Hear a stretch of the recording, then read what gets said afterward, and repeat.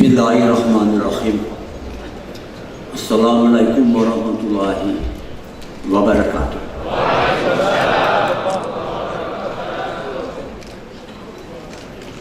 Pimpinan PKS yang saya banggakan, hormati dan cintai dan sayang.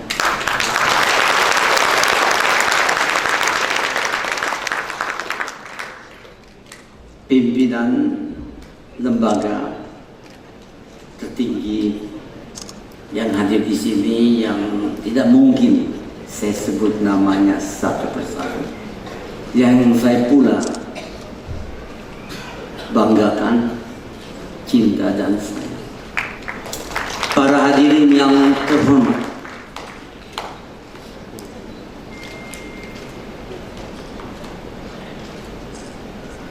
saya tadi disampaikan harus atau diharapkan memberi pengarahan-pengarahan mengenai kepemimpinan. Saya dalam hal ini bukan ahli dalam ilmu kepemimpinan. Orang tahu semua Habibie ahlinya apa. Tapi dalam kehidupan saya yang insya Allah kurang dari 2 bulan lagi saya berusia 80 tahun.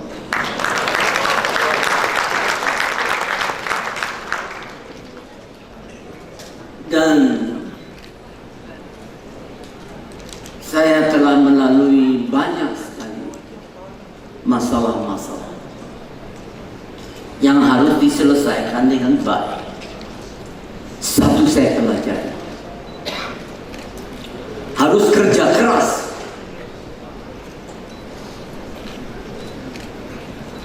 Kedua,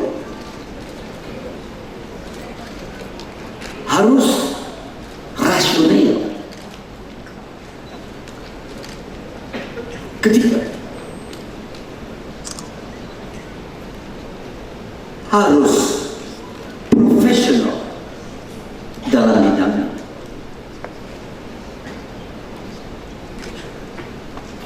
Dan akhirnya, jangan sekali-kali mau menjadi pahlawan. Kepahlawanan itu mahal. Dan kita tidak mau dan tidak penting menjadi pahlawan. Yang penting adalah kita menyelesaikan tugas yang diberikan kepada kita sebaik-baiknya.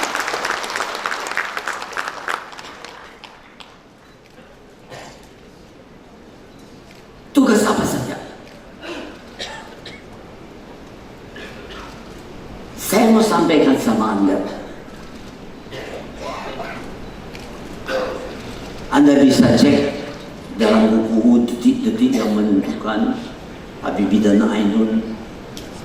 Banyak sekali buku. Satu yang jelas, semua tahu bahwa namanya Bakhruddin Yusuf Habibie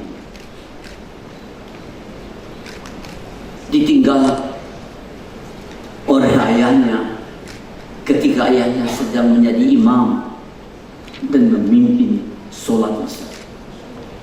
Saya usianya waktu itu 13 tahun. Saya melihat ayah saya sujud, dan ketika dia mimpin dia imam di depan, Allahu Akbar, head attack, meninggal di atas saja. Tapi sebelumnya, waktu saya umur 5 tahun, ayah saya itu ahli pertanian. Dia yang sekarang di IPB Bogor, namanya dulu bukan insinyur, namanya Landbau Konsulat. yang mempunyai balai percobaan. Saya waktu umur 5 tahun, dia panggil, "Sini nak, kamu ikut dengan Bapak. Lihat balai percobaan." Di situ dia bilang, "Lihat itu, ada mata air. Apa kamu lihat di mata air itu? Indah Pak, semua hijau, banyak bunga beraneka ragam, dan banyak kehidupan, kupu-kupu, semua ada di sini." Itu dia bilang, "Lihat situ, beberapa meter dari sini ada orang mengambil air untuk membawa ke rumahnya." Kamu mengerti Rodi apa artinya? Mengerti Pak, anak 5 tahun. Jadi, nah, saya tidak tahu kamu nanti besar jadi apa.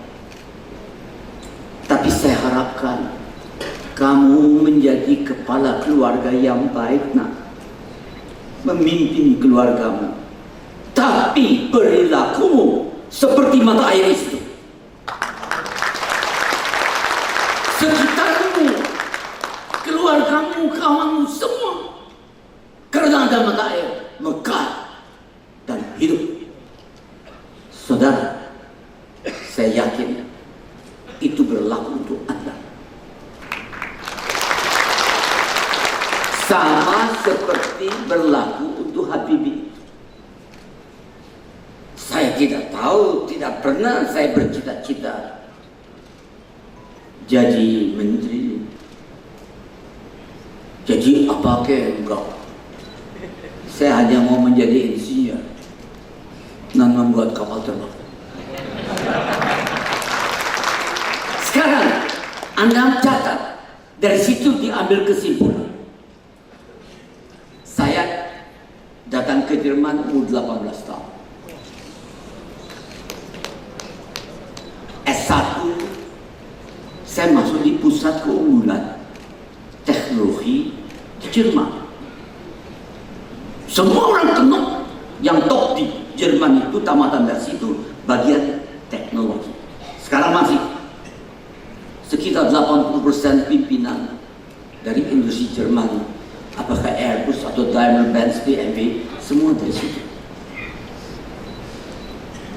Saya masuknya susah. Uji. Dia hanya bisa menerima mungkin 5% dari yang daftar. Saya masuk umur 18. S1 di situ, S2 di situ, S3 di situ. Saya S3 tahun 64, seusia 28 tahun. Sekarang saudara, saya cerita ini ada maksudnya. Waktu 64 September, Ilham sudah lahir. Saya sudah nikah dengan Ainun 2 tahun. Masalah rumah tangga. Tapi di benak saya, jadikanlah mata air dari keluargamu.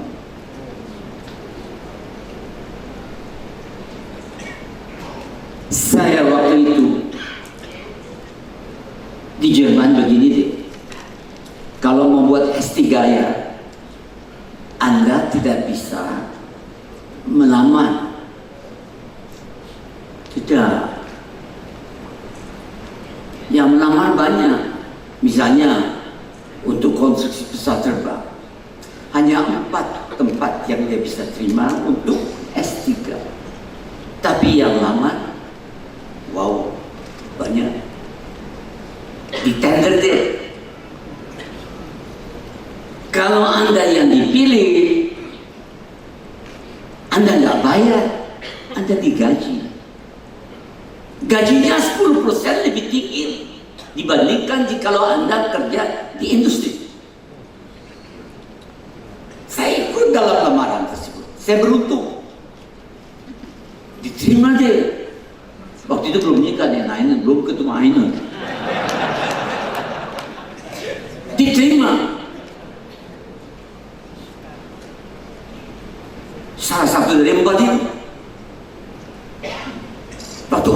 selesai, saya pulang, nikah, dan seterusnya. Anda tentunya sudah lihat filmnya. Apa yang terjadi? Waktu saya selesaikan S3, bidang saya adalah bidang hypersonic flow. Saya cerita dia.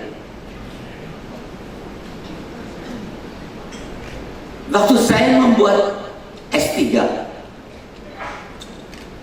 sebelumnya saya bekerja mengadakan riset untuk mengembangkan kapal selam yang bisa selam lebih dalam dari 300 meter. Yang lain tidak bisa, kena tekan dari air. Makin dalam makin besar tekan. Dan kalau terlalu berat, nggak bisa naik lagi, nggak bisa. Harus manuver. Saya kembangkan. Tiba-tiba, saya nggak mau cerita lama. Tiba-tiba, yang saya kembangkan itu ternyata mampu dilaksanakan, dibiayai oleh Departemen Pertahanan. Suatu hari, saya sedang kerja, datang beberapa orang dari departemen, kena dia yang bayar, dia bilang maafkan, belum ada laptop, belum ada semua. Dia ambil semua dan pekerjaannya itu harus diteruskan oleh orang lain.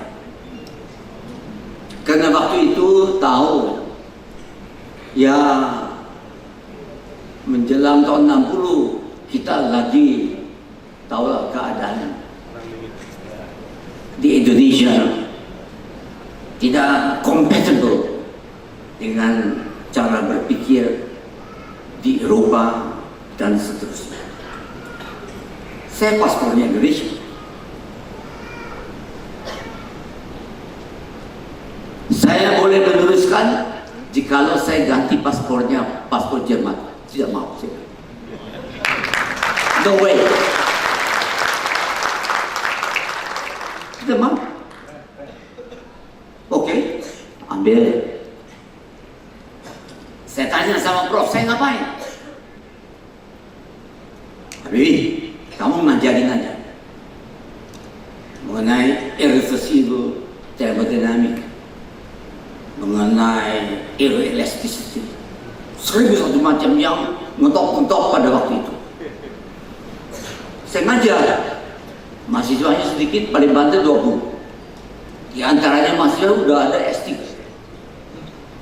Saya ngajar, dibayar sih. Sekarang apa terjadi? Waktu saya sedang mengajar itu beberapa bulan kemudian, profesor datang. Dia bilang, Habibie, ada masalah. Apa? Tahu nggak itu ballistic missile kalau tembak ke atas itu udara makin tipis sampai ke di atas, dia putar, baru harus diarahkan ke target. Tapi udara masih tebal, menjadi pemanasan, pergeseran udara, menjadi shockwave. Masalah kompleks. Sehingga silip dari peluru dari roket tersebut itu panas. Bagaimana itunya? Tanya.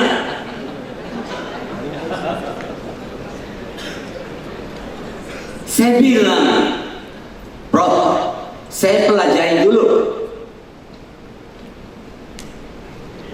Setelah itu dipanggil, kamu udah belajar? Sudah. Kamu bisa selesaikan? Saya akan usaha.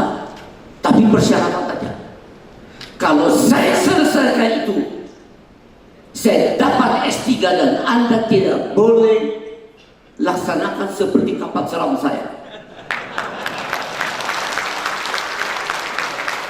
Harus berani.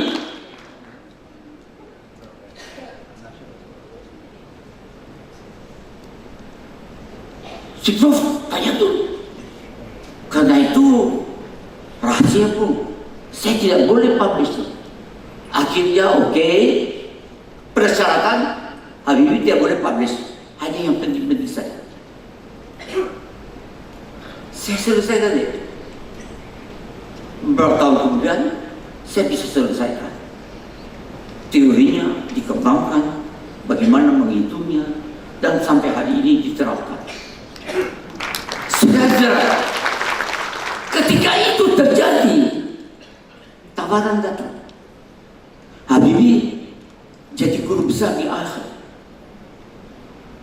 Usia 28 tahun, tambah 1 tahun lagi, kamu habilitasiun. Umur 29 guru besar, di topnya dari Jerman. Bagaimana terima? Kamu dapat laboratorium.